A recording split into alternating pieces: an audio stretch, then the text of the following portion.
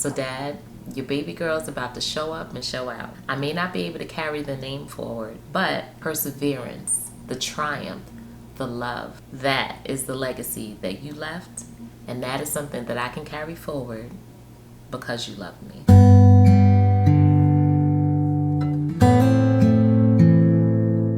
Before I get into this video, I want to welcome you to my channel. If you're new here, my name is Peace Jewel. And if you're returning, thank you for coming back. Now, if you remember, last month I began October completely out of my mind and decided at the last minute that I was going to participate in Vlogtober. That was supposed to be one vlog a day for the entire month. Now, most people plan this stuff out, but me, I was diving in head first. It was unscripted and completely unplanned, but surprisingly, once I got started, it was unfolding pretty nicely along the way. By the time I recorded my third video, which I have to let you know, I really had to stretch myself to even make it there because I was already feeling mentally drained by this crazy creative commitment that I made to myself. The next few videos were getting easier to record, edited, and posted quickly, and I was super grateful. The ideas were starting to flow easier, and I actually started to create a mini plan of what I was gonna do for the rest of the month. I even decided to record a short for my 8th video instead of doing a full length, just so I would have time to prepare the night before and get a great quality video done for you guys for the 9th day. So before I continue, I'm not sure if anyone's ever heard the expression, if you want to hear God laugh, tell them about your plans. So for my 9th video, I recorded my footage super early in the day, and I decided to go run a few errands before I came back to edit the video and get it posted. So I went out, did what I had to do, and on my way home, for some reason, I was led to detour. Now, I don't believe that coincidences are random, but rather, I believe that coincidences are God's way of leading us to where we need to be able to keep moving forward. So little did I know that this small detour would end up answering a long-standing prayer that I had, something that I needed assurance and guidance about that had been sitting very heavily on me. Now, that something is not the focus of today's video, but it was the catalyst to lead me to act in the way that I did in the coming days ahead. I was joyous. I felt light and unburdened, and I felt as though every single thing that I was doing was putting me and leading me exactly where I needed to be. In that moment of feeling free from the emotional, mental, and spiritual heaviness, I actually went home and completely disregarded editing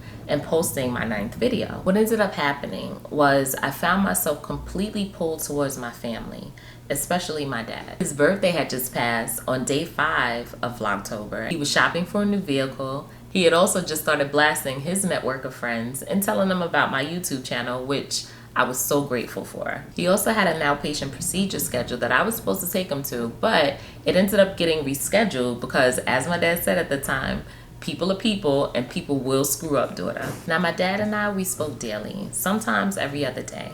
But what I was noticing was a lot of the theme of our conversations would be about like the past, about memories, about growing up, his childhood, my childhood.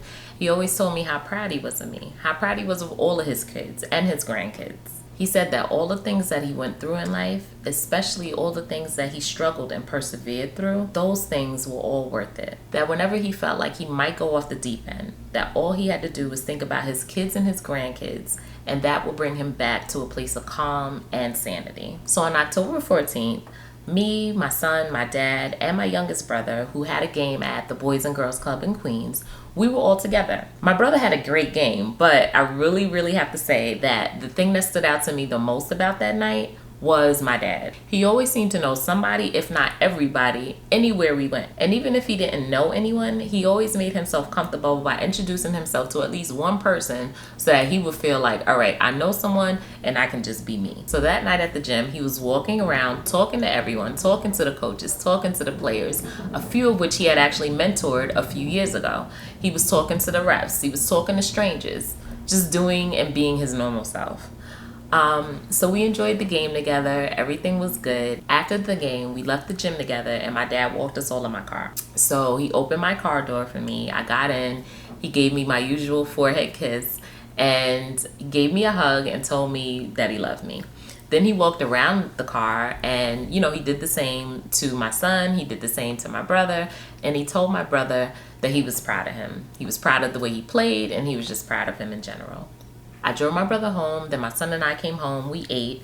And before I settled down for the night, I texted my dad and just made sure he was home. He told me he was home and that he would call me the next day. So on Friday, we spoke a few times, and we were actually trying to make arrangements because there was another basketball game on Sunday, which we knew at the time was in Jersey, but I wasn't sure how far into Jersey it was. But I had already said, if I feel up to it, I'll drive. And, I was just waiting for the details of the address. On Saturday morning when I spoke to my dad, I noticed he sounded a little bit trained, but I didn't think too much of it because it was super early in the morning. So, I told him, hey, I'll give you a call back when I get some more details. And when I did try to call him back Saturday afternoon, his phone was going to voicemail. So for me, I didn't think too much of it. I'm saying, all right, maybe he's watching sports, maybe he ran out. Maybe he's in a certain spot in the house where he doesn't get a signal, because that was something that happened from time to time. But either way, I knew that eventually he would call me back, just to get the details about the basketball game the next day. Well, I have to say that eventually never came. Saturday morning was the last time that I spoke to my dad. On Monday, October 18th, I went out straight to Queens and I came to my dad's house to check on him. They had to end up calling EMS and the fire department to give me access into the house because I didn't have my own set of keys. And, we got into the house. I walked around the main part of the house, but I let them know, hey, his bedroom is upstairs. So, while I'm checking down here to see if anything looks, out of the way or anything, you guys can go up there. And it was just something that I kind of knew, but you can't prepare for something like that. So one of the EMS guys came back downstairs and he said, oh, hey, your dad, he wears a do-rag to bed. I said, yeah, he always wears a do-rag. Came to me and he actually had a conversation with the female paramedic, the only one that was there when they responded. And, I had been talking to her while we were waiting for the fire department to get there. And, she was the one that told me, she said, we're sorry, but we found your dad upstairs and he passed. My dad had just turned 68, but anybody that ever interacted with him or knew him, they would never think that he was really that age. Like, my dad, he still had braids. He still had his hair cornrowed. He still wore a do-rag. He was still very rebellious in his attitude, but he was just so energetic. And that was just one of the things that, it just always made me feel youthful to know that my dad, even though I know how his actual age, it's like it always made me feel youthful that he was so youthful. I won't go through all the details, but there was a lot of tears, a lot of, once my brothers arrived and my family arrived and the news was spreading even more, once I was able to get his cell phone and charge it, and now the calls are coming into his cell phone from people that hadn't heard from him, or people that did speak to him and maybe, they speak every other day or every 3-4 days or once a week. Now that those calls are coming in and I'm breaking the news to everybody, I'm on Facebook only for business. I had to access his page and actually start communicating the news out to people. And this was so hard for me because even though I had done it before, I had done it for my grandmother, I had done it for my grandfather, a few years back, but I had done it as an adult. This was just so hard for me. My dad was my last remaining parent. My mother passed when I was 9. So as I said, communicating the news, it was rough because I actually had people breaking down on the phone with me as I was telling them. And, that put me in a space where I broke down, but I felt as though I had to be supportive and being in a position to say, you know what, I'm his daughter, one of his children, but his only daughter. And as I'm communicating this news, there are people that are older than me that may have known my dad, maybe longer than I've been alive or maybe a shorter amount of time.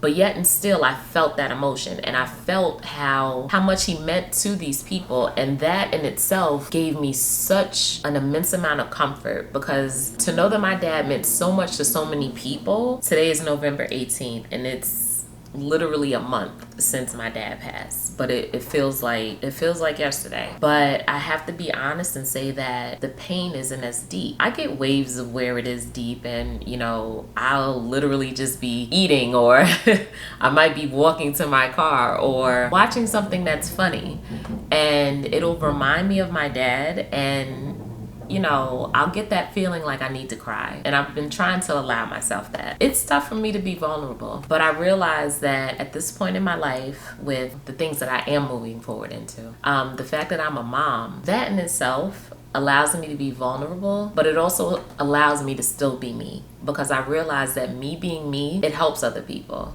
and it makes other people better. That's one of the biggest things that I take from my dad. He was never ashamed to share his journey. He was never embarrassed by it. Shame didn't live in his heart because he knew God. When you have such a spiritual grounding, when and this doesn't go to any religion, and I hope that anybody, regardless of the religion that you may practice, can understand what I'm saying.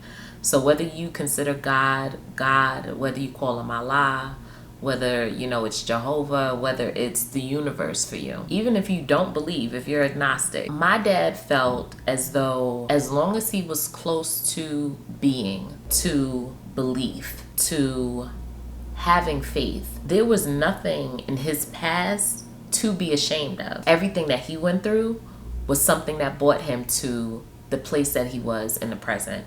And he loved his life. He loved where he was. He loved the people that he had in his life. Even when he had problems with people, he still loved them. And that in itself, that has to be the biggest thing that my dad has left with me. If you see my shirt, this is my legacy jersey. And it's something that I designed for my dad, and we wore it at his memorial. I'm sorry. So his legacy. And what does that mean? A lot of times we think of legacy, we think of money, we think of assets, we think of things. But in reality,